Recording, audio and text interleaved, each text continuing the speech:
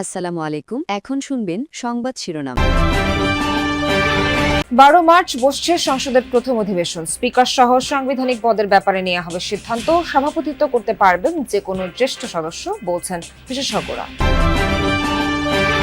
প্রধানমন্ত্রী তারেক রহমানের সাধারণ জীবনযাপন আশাবাদী করছে সাধারণ মানুষকে। প্রথা বিরোধী কর্মকাণ্ড জারি রাখার আহ্বান, বড় পরিবর্তনের প্রত্যাশা। রাজধানীর পান্থপথে বিএনপি নেতাকে সন্ত্রাসীদের গুলি। মোহাম্মদপুরের বসিলায় জুলাই হত্যা মামলার সাক্ষীকে কুপিয়ে জখম। রমজানে ফ্যামিলি কার্ড চালুর পরিকল্পনা সরকারের, সুফল পেতে কালোবাজারি ও মূল্যস্ফীতি নিয়ন্ত্রণের তাগিদ। স্বচ্ছতার প্রতিশ্রুতি মন্ত্রীর। এতক্ষণ শুনছিলেন সংবাদ শিরোনাম। এখন শুনবেন বিস্তারিত। কে হচ্ছেন ত্রয়োদশ জাতীয় সংসদের নতুন স্পিকার? জুলাই সনদ অনুযায়ী বিরোধী দল কি পাবে ডেপুটি স্পিকার? সরকার দলের চিফ হুইপ আর হুইপি বা কারা হচ্ছেন?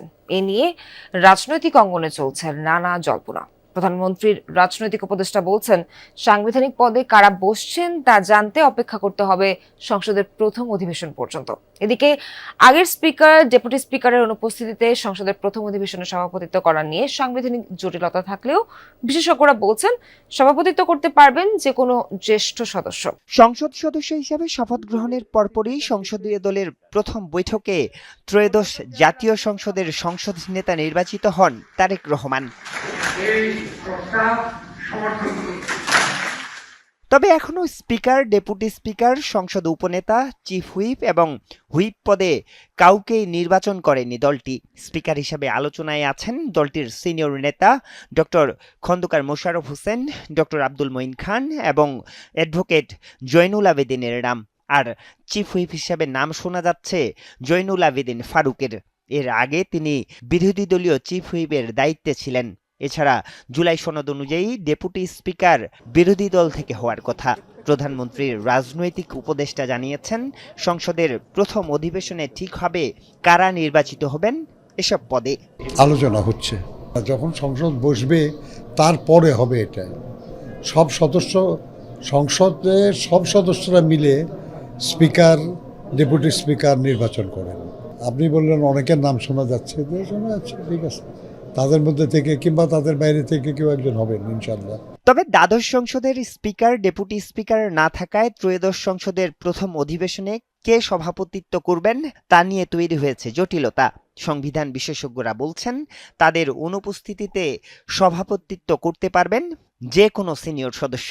15 মিনিটের একটা অধিবেশনে কে সভাপতিত্ব করবে এটা কোথাও সোনার হরফে লেখা থাকার দরকার নেই। সাধারণ জ্ঞানে বলে আমাদের একটা ভদ্রতা হলো, মুরব্বীদের সাধারণত হিসেবে ডাকা হয়, যারা সংসদ সদস্যদের মধ্যে মন্ত্রিত্ব নাই, কোনো পজিশনে নাই, কিন্তু সবচেয়ে বেশিবার সংসদ হয়েছেন, এই দুইজনের কাউকে আমার মনে হয় যে সংসদ বসে সিদ্ধান্ত নেবে।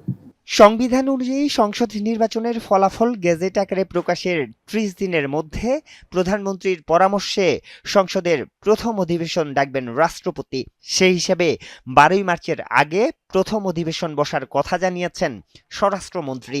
প্রধানমন্ত্রীর পরামর্শ ক্রমেই সংসদ অধিবেশন আহ্বান করবেন রাষ্ট্রপতি, সেটা নির্ধারণ হয়েছে 12 তারিখে মার্চের। অধিবেশনের জন্য প্রস্তুতিও নিচ্ছে সংসদ সচিবালয়। আমরা আমাদের প্রস্তুতি নিচ্ছি। এখন কর্তৃপক্ষ সময় দিবে, তারিখ দিবে, আমরা সংসদ অধিবেশন শুরু হবে, প্রথম অধিবেশন যে আহ্বান হবে, আমরা প্রস্তাব পাঠাচ্ছি। সংসদ সদস্য হিসেবে শপথের দিনই জামায়াত আমিরকে বিরোধী দলীয় নেতা নির্বাচন করে বিরোধী দল, আর বিরোধী দলীয় চিফ হুইপ করা হয় এনসিপি আহ্বায়ক নাহিদ ইসলামকে। প্রধানমন্ত্রী তারেক রহমানের সাধারণ জীবনযাপনের বার্তা স্ট্যান্ডবাজি নাকি সত্যি পরিবর্তনের অংশ? সাধারণ মানুষ তার বিচার করছে ফলাফলের অপেক্ষায় থেকে। তারা বলছেন, সরকারি প্লট, গাড়ি না নেয়া কিংবা প্রোটোকলে গাড়ির বহর কমিয়ে সাধারণের মতো চলাফেরা ভালো দিক। এর সাথে দুর্নীতি দমন, প্রশাসনিক জবাবদিহিতা আর বাজার নিয়ন্ত্রণের মতো বিষয়গুলো নিয়ে পুরো সরকার যদি দীর্ঘমেয়াদী কাজ করে, তবে সেটি হবে ইতিহাস। দূর থেকেই চোখে পড়ে এই একদল তরুণ তরুণীর সরবাড্ডা। কাছে যেতে বোঝা গেল আড্ডার অন্যতম আলাপ নতুন সরকারের নানা দিক নিয়েই। সচেতন সব শিক্ষার্থী খবর রাখছেন তারেক রহমানের বিলাসী সুবিধা বর্জনের মতো কিছু সিদ্ধান্তের ব্যাপারেও। শুরুতে তো সবাই ভালো থাকে, 5টা বছর এরকম একই ধারাতে চলতে পারেন কিনা। এমন আলাপ যখন চলছে তখনও ভিভিআইপি প্রোটোকলে বড় পরিবর্তন এনে চলছেন প্রধানমন্ত্রী। 12 থেকে 14টির বদলে 4 থেকে 6টি গাড়ির বহর, আর আগে থেকেই সড়ক বন্ধ করে দুই পাশে দাঁড়িয়ে নেই পুলিশ। অনেকের কাছে মনে হইতে পারে যে হয়তো পাবলিক পিয়ারের জন্য করতেছে, বাট দ্য থিং ইজ এগুলো তো এর আগে কেউ করে না, পাবলিক পিয়ারের জন্য হইলেও কেউ করে না, বাট উনি তো একটা ট্রাই করতেছে। সাধারণ মানুষের হৃদয়ে পৌঁছাতে হলে এই ধরনের তিনি যেই কার্যক্রমগুলো করছেন এগুলো প্রত্যেকটা প্রধানমন্ত্রীর আসলে করা উচিত। একটা রাজনৈতিক পরিবর্তন আনতে গেলে অনেকের কাছে অনেক রকম লাগতে পারে, আমার কাছে পার্সোনালি স্ট্যান্ডবাজি মনে হয়নি। শিক্ষার্থীরা বলছেন অর্থই শুধু দুর্নীতির মাপকাঠি নয়, ক্ষমতার অপব্যবহারও দুর্নীতি। প্রধানমন্ত্রীর সেই বার্তা মন্ত্রিপরিষদের সবাই না শুনলে ভিডিওবাজি হয়ে যাবে সব উদ্যোগ। এ থেকে কোনগুলা কার্যকর হয় আর কোনগুলা হয় না এটা এখন দেখার বিষয়। যতদিন ক্ষমতায় থাকবি ততদিন যদি কার্যক্রম থাকে তাহলে জনগণের মানুষের ভালো। যদি একলা করে আর যদি লগেরটা যদি উল্লাপাল্লা করে তাই তো রইল না। ফার্মগেটে 27 বছর ভ্রাম্যমাণ ব্যবসায় এই বাবলু মিয়ার। তারেক রহমানের নানা খবর তারও জানা, তবে বাবলুর কাছে পরিবর্তন মানে নিত্যপণ্যের দাম নাগালে থাকা।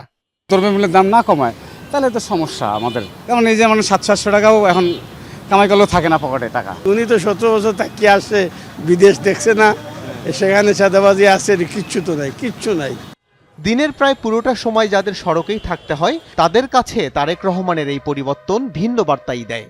যখন উনি যাবে অফিসে তখন প্রত্যেকবার যদি ধরে রাখে তাহলে বোঝা যাবে যে না, সরকার প্রধান যে কথা বলছে ওনার কথার সাথে কারের সাথে মিল আছে। দিন যত গোনাবে সামনে এটা বুঝতে পারবো আমরা সবাই, এটা স্ট্যান্ডবাজি নাকি সত্যই উনি একজন আমাদের গরিবের কথা বুঝে, দরদটা বুঝে নাকি। সাধারণ মানুষ মনে করেন নেতারা নাগরিকদের মতোই জীবনযাপন করবেন, সেটিই স্বাভাবিক। কিন্তু যুগে যুগে ক্ষমতাধরদের জন্য বিশেষ সুবিধার রেওয়াজ নেতাদের বিচ্ছিন্ন করেছে জনগণের কাছ থেকে। বাংলাদেশের জনগণ যেহেতু 17 বছর ধরে এক রকমের শাসনের মধ্যে ছিল, তো সেখান থেকে আসলে মানে একটা হীনমন্যতা সৃষ্টি হয়েছে বলা যায়। কারণ আমরা আসলে মানে বিশ্বাস রাখতে পারি না অনেক ক্ষেত্রে যে এই সরকারও আগের মতো হয়ে যাবে কিনা। রাজধানীর কলাবাগান থানার 16 নং ওয়ার্ড বিএনপির সহ সাধারণ সম্পাদক শফিকুল ইসলামকে গুলি করেছে সন্ত্রাসীরা।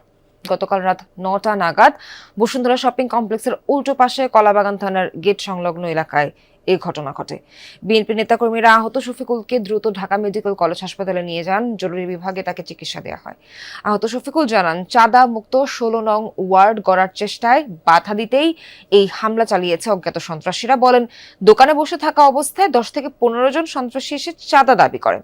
বাধা দিতেই শফিকুলকে লক্ষ্য করে গুলি ছোড়ে এক ব্যক্তি। এ সময় হামলা ঠেকাতে গিয়ে হাতে গুলিবিদ্ধ হন শফিকুল। বিএনপি সরকার নির্বাচনী প্রতিশ্রুতির অন্যতম ফ্যামিলি কার্ড। ভোটার আকর্ষণে দলের ট্রাম্প কার্ড ছিল এটি। এখন প্রতিশ্রুতি রক্ষার পালা।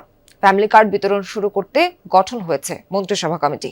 চলতি রমজানে পরীক্ষামূলক কার্যক্রম চালুর লক্ষ্য ঠিক করা হয়েছে। ফ্যামিলি কার্ডের